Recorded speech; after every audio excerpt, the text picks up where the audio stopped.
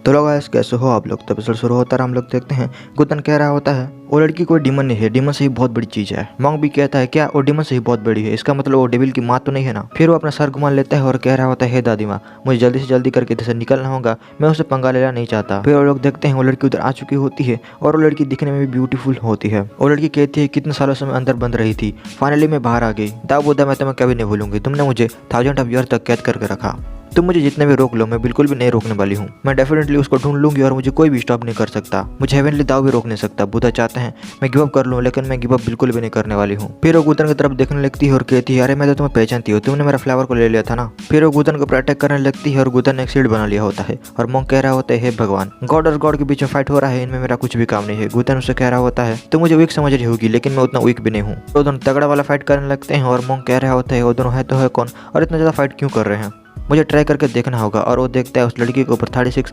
Punishment order होता है। फिर वो गुतन को देखने की कोशिश करता है और वो कुछ ऐसा देखता है जिससे उसका फट जाता है। फिर वो मॉन्क कहने लगता है भगवान मैंने क्या देख लिया, ये लड़का है तो है कौन, इसके बॉडी के ऊपर इतना सारा पनिशमेंट क्यों लगा हुआ है, ऐसा कोई जजमेंट नहीं है जिसने इसको पनिशमेंट ना दिया हो, गुपस इतना खतरनाक है क्या। मॉन्क उन दोनों का फाइटिंग को पीछे से देख रहा होता है और कह रहा होता है इन लोग के बॉडी में इतना सारा पनिशमेंट लगा हुआ है, लेकिन फिर भी ये लोग कैसे जिंदा है। फिर वो गुतन की तरफ देखने लगता है और कहने लगता है मुझे अब समझ में आया, तुम तो सबके ग्रैंडफादर हो, इतना सारा पनिशमेंट के बाद भी तुम कैसे जिंदा हो, मुझे कुछ भी समझ नहीं आ रहा। और उसका माथा घूमने लगता है।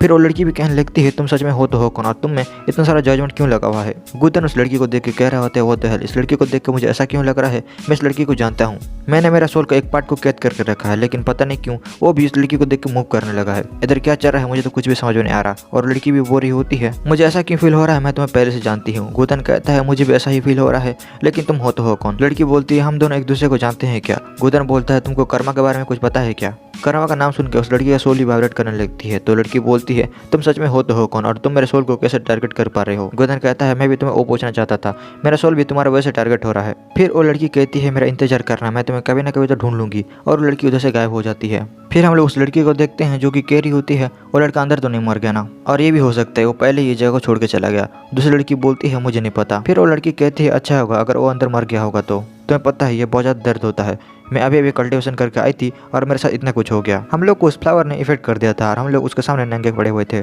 और लड़का भी उधर खड़ा हुआ था, लेकिन वो लड़के ने हमारे साथ कुछ किया तो नहीं है ना। कैसा लड़का है मुझे नहीं पता, हम 5 लड़कियां थे और वो बस अकेला था। दूसरी लड़की कहती है ऑलरेडी मैं रिग्रेट कर चुकी हूँ, मुझे उसके बारे में और ज़्यादा मत बताओ। फिर हम लोग दूसरी लड़कियों को देखते हैं जो कि कैरी होती है। वो लड़का शायद से इधर से चला गया, अभी हम लोग क्या करें। तो दूसरी लड़की बोलती है तुम्हारा मतलब क्या है। तो लड़की कहने लगती है हम लोग उसको ऐसे कैसे छोड़ सकते हैं। दूसरी लड़की कहती है गुफन कुछ अलग ही था, हम लोग उसका कुछ भी नहीं कर सकते हैं। फिर दूसरी लड़की कहने लगती है मेरा रेपुटेशन का क्या होगा। फिर वो पेड़ के ऊपर हाथ मारने लगती है और कह रही होती है मुझे इधर आना ही नहीं चाहिए था, अगर मैं उसके बातों को सुन लेती और वापस चले जाती तो इतना कुछ नहीं होता। फिर वो गुस्से के मारे आग बबूला होने लगती है और कह रही होती है मैं इतना स्टूपिड कैसे हो सकती हूँ। फिर हम लोग मॉन्क को देखते हैं जो कि बेहोश पड़ा होता है। उठता है और कहता है बॉस गु कहाँ चला गए और वो डीमन गर्ल कहाँ चली गई। फिर वो कहने लगता है मैं हमेशा गु बॉस के पास से क्यों पहुंच जाता हूँ, मुझे तो उसको देखते ही डर लगने लगता है। कल उसने मुझसे संस्कृत स्क्रिप्चर मांगा और मैंने उसको दे भी दिया था, अगर मैं वैसा नहीं करता तो मैं सच बता रहा हूँ मैं उधर ही मर चुका होता। वो लड़का सच में एक इविल है, उसमें कितना सारा जजमेंट लगा हुआ था।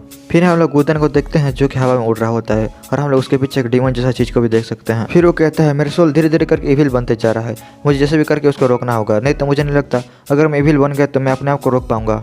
फिर वो अपने पास्ट के बारे में सोचने लगता है, उसके ऊपर हर दिन जजमेंट पड़ता था, मुझे कितने सारे जजमेंट ने कितने सालों तक पनिशमेंट दिया है, लेकिन उनमें से मुझे कोई रोक नहीं पाता था और आखिर में मुझे किधर भी जाना नहीं था और बाउंड्री हेल में मैंने जंप भी कर दिया था, क्योंकि बहुत सारे लेजेंड कहते हैं उधर गॉड का जजमेंट बिल्कुल भी नहीं आ सकता। वो जगह हेवन और अर्थ के बीच में है और उस जगह मैंने बहुत टाइम तक रुका भी था।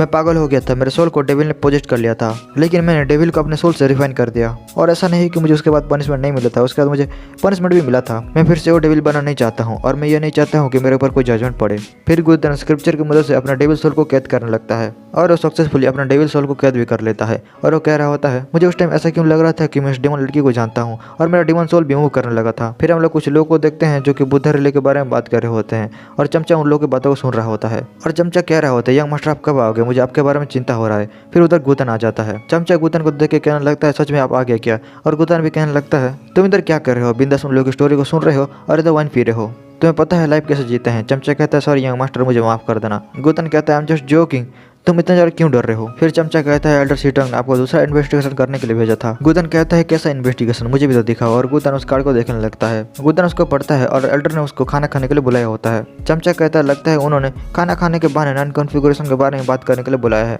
फिर गुदन कहता है जब लोग बूढ़े हो जाते हैं 2 दिन पहले क्या हुआ था उसके बारे में भी भूल जाते हैं। फिर चमचा कहता है यंग मास्टर हम लोग उधर चलें क्या?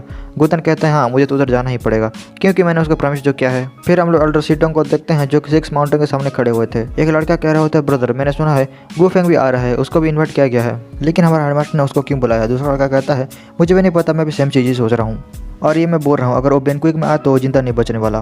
दूसरा कहता है मुझे डर लग रहा है अगर हमारे लोग उसको देख के डर गए तो। फिर वो लड़का कहता है मैं उससे क्यों डरूंगा, मैं तो बस अपने हेडमास्टर से ही डरता हूँ। तो पता है मैंने हेडमास्टर को कितना परेशान किया है, अगर मैं उनको इस बार भी बेनक्विक में परेशान करूंगा तो मैं सोच रहा हूँ वो मुझे जिंदा नहीं छोड़ेंगे। फिर वो दोनों बातें ही कर रहे होते हैं और उधर कुछ दाव मास्टर आ जाते हैं तो लोग कहने लगते हैं लॉन्ग टाइम नो सी ब्रदर, मैंने सुना तुम्हारा ब्लैक साइड में बहुत सारी चीजें हो गया है और तुम्हारा बुद्धा रिले भी खो गया है, क्या तुमने उस लड़के को ढूंढ लिया? और लड़का कहता है मैं उसको जैसे भी करके ढूंढ लूंगा। फिर वो लड़का उससे पूछता है मैंने सुना है तुमको गुफेंग ने बहुत पीटा है। तो वो लड़का मना कर देता है और कहता है नहीं मुझे किसने भी नहीं पीटा है, यह तो बस रूमर है जो कि लोगों ने बनाया है, मैं जैसे भी करके उसको ढूंढ लूंगा और उसको मार के रहूंगा। फिर वो लोग देखते हैं वो पिछली वो लड़की फियर आ जाती है उधर। तो वो लड़का कहने लगता है हाय फियर कैसी हो, तुम मुझे भूल तो नहीं गया ना? दूसरा लड़का भी आंख मार के कहता है फियर हम लोग फिर से मिल गए। फिर वो एल्डर भी कहने लगते हैं फियर मैंने तुमको लास्ट ईयर देखा था और तुम्हारा गोल्डन आर भी 45 पर था, लेकिन इस बार तुम्हारा गोल्डन आर भी 45 से 81 हो गया है, सच में तुम्हारा ब्राइट फ्यूचर है। तो उधर के लड़के लोग ऐसे में थोड़ा शौक हो जाते हैं। फिर वो लड़का कहता है चलो ना अंदर चल के बैठते हैं और बातें करते हैं। फिर उसका छोटा ब्रदर कहता है बिग ब्रदर तुम्हें देख ऐसा लगता है तुम उसको लाइक करने लगे हो, तुम उसको प्रपोज क्यों नहीं कर देते? सच में वो लड़की अमेजिंग है, अगर तुम नहीं करोगे तो मैं कर दूंगा। फिर वो लोग अपने अपने में बात करने लगते हैं। फिर हम लोग चमचे को देखते हैं जो कि कह रहा होता है यंग मास्टर हम लोग आ गए। गुदन नीचे उतरता है और कहता है इधर इतने ज्यादा लोग नहीं है, चलो अंदर चलते हैं और देख के आते हैं। फिर गुदन को कुछ होने लगता है और चमचा पूछता है यंग मास्टर आपको कुछ हुआ है क्या? गुदन कहता है कुछ नहीं मुझे बस थोड़ा रेस्ट चाहिए। और गुदन अपने मन में कह रहा होता है मेरा जीफू रिलेम धीरे धीरे करके चेंज हो रहा है, मुझे अंदर चल के थोड़ा देखना चाहिए। फिर गुदन अंदर जाता है और देखने लगता है और गुदन के सामने कोई चीज चमक रहा होता है। तो गुदन कहने लगता है वो है ये क्या चीज है और ये मेरा जीफू रिलेम को इफेक्ट कर रहा है। फिर गुदन बाद में देखूंगा कि बाहर आ जाता है। फिर हम लोग उस लड़के को देखते हैं जो कि गुदन को देख लेता है और कहता है ये लड़का इधर क्या कर रहा है। और उसके सारे ब्रदर भी कहने लगते हैं ब्रदर ये तो सच में गुफेंग है, मैंने सोचा था ये लड़का नहीं आएगा लेकिन ये तो सच में आ गया। फिर वो लड़का गुदन से कहने लगता है गुफेंग तुम मुझे पहचानते हो या तुम मुझे भूल गए? गुदन कहता है हाँ मैं तुम्हें पहचानता हूँ, मैं तुम्हें कैसे भूल सकता हूँ, तुम हेडमास्टर का स्टूडेंट हो ना। और लड़का कहता है ये तो अच्छी बात है तुम मुझे पहचानते हो लेकिन तुम इधर क्यों आए हो? फिर गुदन कहने लगता है जब मैं यंग था तुमसे भी ज्यादा एरोगेंट था, तुम तो मेरे सामने कुछ भी नहीं हो। फिर उसका दूसरा ब्रदर आ जाता है और कह रहा होता है तुमने हमारे 6 डिसिपल को डैमेज किया था और ये सब करने के बाद तुम्हारा इतना हिम्मत जो कि तुम हमारे बेनक्विक में आए हो। फिर गुदन अपना हाथ ऊपर कर लेता है और कहता है ओके तुम लोग को क्या चाहिए मुझे बोलो। और लड़का कहता है न्यूल्डन हो जाओ नहीं तो आज तुम इधर से जा नहीं सकते। गुदन कहता है हेडमास्टर सीटंग कहाँ है, जरा उनको बुलाओ। और लड़का कहने लगता है तुमने हेडमास्टर को समझे क्या है, तुम जब चाहे उनसे मिल सकते हो क्या? फिर वो लड़का कहने लगता है मैंने तुमको न्यूल्डन होने के लिए कहा, तुमने मेरी बातों को सुना नहीं क्या? फिर उधर कुछ एल्डर आ जाते हैं और उस लड़के को रोकने के लिए कहते हैं और लोग गुदन से माफी मांगने लगते हैं। तो गुदन अपना फल निकालता है और खाने लगता है और कह रहा होता है कोई ना चलता है, पहले मैं भी ऐसा ही था। वो एल्डर कहते हैं सर आपका दिल बहुत बड़ा है, प्लीज अंदर चलिए। वो लड़का एल्डर से कहने लगता है टीचर उसने मेरा इंसल्ट किया है, आप ऐसे कैसे उसको जाने दे सकते हैं? वो एल्डर कहते हैं ये तो अच्छी बात है कि इधर हेडमास्टर नहीं है, अगर वो इधर होते तो तुमको जिंदा नहीं छोड़ते। अभी 9 कॉन्फ़िगरेशन का 100 ईयर एनिवर्सरी आने वाला है और वो लोग बहुत ही ज़्यादा पावरफुल बन जाएंगे, इसलिए हमको बहुत ही ज़्यादा पावरफुल लोग चाहिए। वो लड़का कहता है लेकिन गुफेंग तो कुछ काम का नहीं है, लेकिन आपने उसको क्यों बुलाया है? मुझे तुमको और कितना सिखाना पड़ेगा, लोगों को बाहर से देख के जज मत करना। मुझे उस लड़के के बारे में ज़्यादा नहीं पता, लेकिन इतना पता है कि ब्लैक साइड के एल्डर उसके सामने झुक गए थे और इससे तुम सोच सकते हो वो लड़का कितना खतरनाक होगा।